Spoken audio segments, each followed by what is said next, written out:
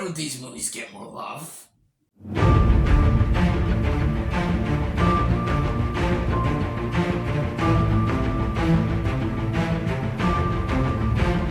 Hello everyone, welcome back to another top 5 list. And for today, I'm going to be talking about my top 5 most underrated movies of all time. Been wanting to do this video for quite a little bit because these movies, I feel like people don't give enough love. And I don't know why. I think they're great movies and I think they deserve more love. So I just wanted to talk about it. I just uploaded my Pinocchio 1904 review not too long ago. Hope you all enjoyed that video. Now, I'm going to be talking about movies I think are underrated. Just gotta say, like, if you don't think these movies are underrated, if you still think they're bad movies, if you don't think they're great, that's fine. Again, just opinions. So, yeah, these are just movies I personally think are underrated. I've always enjoyed them, and I don't understand why they get hate. So, yeah, or maybe they just aren't talked about at all. So, yeah, yeah, let's just get right to it. Here's my top 5 most underrated movies. Let's go. I only have one honorable mention that I'll say, and that's The Polar Express. I just reviewed The Polar Express. It's for my Christmas reviews. Glad you all enjoyed that review, and I'm glad a lot of people call this movie underrated, and I agree. So yeah, Polar Express, just a quick honorable mention. But let's just get right to the list. So here we go. Number 5. Number 5 for me is The Hunchback of Notre Dame, the most underrated Disney movie of all time. Yes, this is a movie I've always loved. And yes, the gargoyles, yes, they do bring the movie down a little bit. They could have easily been taken out. The movie would have been a masterpiece, but this is one of the most fucking darkest movies I've seen. Like, Frollo, he's up there with, like, Hades, Jafar, Captain Hook, Scar for best Disney villains, in my opinion. But yeah, Frollo, he's such an amazing villain. The animation's great. Quasimodo, Esmeralda, Phoebus, all great characters. This is a film I've always enjoyed, and I never got why it got hate. So yeah, Hunchback of Notre Dame, my number 5. My number 4. This is a film that has always gotten a lot of hate. I've always enjoyed it. Kingdom of the Crystal Skull. Yes, Indiana Jones and the Kingdom of the Crystal Skull is my number 4. Yes, this movie is not perfect. I'm aware of that. It is not a perfect movie. There is some goofy moments, and there's moments that make no sense, and there is some boring moments, and there's some stupid characters. But I still enjoy this movie just as much as I enjoy the other Indiana Jones movies. Of course, it's not like Raiders of the Lost Ark amazing or Indiana Last Crusade amazing, but because those 2 films are like the best Indiana Jones films ever made. Incredible films. But this one, I've enjoyed it. I've always had enjoyment with it. I never got the hate for it. Like, it's not a perfect movie, but like, I've enjoyed it. I've always enjoyed it. So yeah, I think it's underrated. Yeah, especially after watching Dial of Destiny this year. Yeah, I think we can all agree how much this movie looks like a masterpiece now compared to that movie. Yeah, the god-awful piece of movie. Yeah. Oh my god, I was not a fan of that movie, if you guys haven't realized. But yeah, Indiana Jones and the Kingdom of the Crystal Skull is my number 4. My number 3 is another like franchise movie that I also enjoy. I also love, and I think it's underrated, and I actually think it deserves more love. Harry Potter and the Order of the Phoenix. Why is this movie getting hate? Like, I don't understand. Yes, like, it cut down so much of the book, but like, the book was too big. It was too big for a movie. There's so many different chapters, so many different stories. That would be too much for a movie. In fact, actually, for the Harry Potter TV series, I feel like a season of that book would make more sense because it's longer. You can separate each chapter in single episodes, so that could actually work. I still wouldn't say a full Harry Potter TV show reboot is necessary, but it can work if they do it right.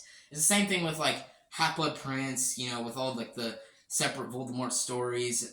But Harry Potter and the Order of Phoenix, I think it's a great movie. I would even say it's probably got Daniel Radcliffe's best performance as Harry Potter. I really do. I really do. I think it is. I talked about the same thing in my Harry Potter ranking that I did a few months ago. Yeah, when I was just starting out my channel. Yeah. Yeah. I think this movie's great. I think it looks great. I think David Yates did a great job directing the movie. Yeah, the visuals, cinematography. I think this movie's so fucking awesome, and really enjoy the action. Really enjoy seeing all the characters come together, seeing them like train, seeing Harry training them. All really good. This is a movie I've always enjoyed, and I think it's underrated. Is it like masterpiece? No, but I think it's a great movie. I think it's underrated. So Harry Potter and the Order of Phoenix is my number 3. Okay, just saying it right now, my number 2, my number 1 are films that I did do reviews on for this channel, and I think you all know what it is because when you clicked on this thumbnail, I think you all should know what my number 2, my number 1 is. My number 2 is The Incredible Hulk. The Incredible Hulk is a film I've always defended. Like ever since I first watched it, I've always loved it. I've always enjoyed it, and I'm glad more and more people are starting to like actually respect this movie more because I've seen a lot more people are calling it underrated, calling it actually a good movie. You know, and I'm happy about that. I'm happy more people are actually liking this movie because it's a great movie. It's a great movie. It's like it actually is dark. It's got great development. I think Edward Norton. In fact, I've said it before and I'll say it again. Edward Norton is a better Hulk than Mark Ruffalo. My opinion. I think he's just better because he's captured Bruce Banner so much more. He just captured Hulk some more about more of the pain, more of the shit that he's going through. It's just like, oh man, I really wish we got to see Edward Norton more Hulk movies because it's like the whole character the whole storyline is one of the best storylines I've read in the comics. It's like it's fucking awesome. There's like so many Hulk characters. There's so many dark stories. It's like, yeah, I wish we got to see that more, but we didn't, and it was kind of sad. Yeah, but yeah, the Incredible Hulk.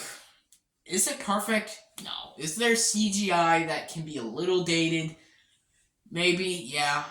Is there scenes? Not every scene possibly works, but I don't know. I still defend this movie. I still defend it. I think it's dark. I think it does emotions really well, and I would even defend Bruce and Betty's romance because I know some people said they're cringy.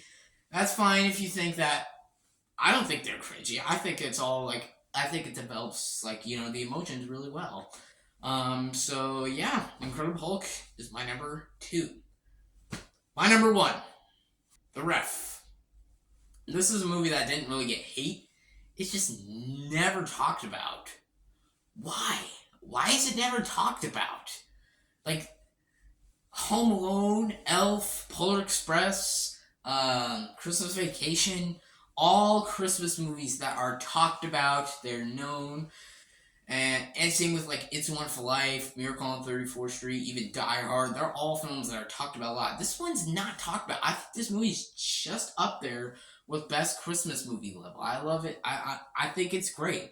Dennis Leary, Kevin Spacey, Judy Davis, all hilarious. I think it takes such a good, simple premise of a plot, and I think it does it really, really well. And I think this movie is it's brilliant. It develops a relationship story, a family story really well. And again, it's one of the funniest movies. It's one of my favorite movies of all time. One of my fucking top 50 favorite movies of all time. I'm just going that far. I love this movie. Think it's underrated, and it is my number 1 most underrated movie of all time. So yeah, there you go. There is my top 5 most underrated movies of all time. Remember, I've not seen every underrated movie out there, so if there's one you have on your list and it's not on mine, maybe it's just because I haven't seen it or I just don't think it's underrated. Just my opinion. So, yeah, that'll wrap it up for my top 5 most underrated movies video. Let me know in the comment section below. What are your guys' top 5 most underrated movies? I would love to hear them down below in the comments. And yeah, stay tuned for more videos that I got coming soon. I got my Spider-Man review that I'm going to be doing with Edgy Movies coming in probably a few days. Maybe tonight, maybe tomorrow. I don't know. We'll see. Hopefully we can get it out soon. So yeah, stay tuned for more videos. Hope y'all enjoyed this video. Thank you all for watching. Please like and subscribe.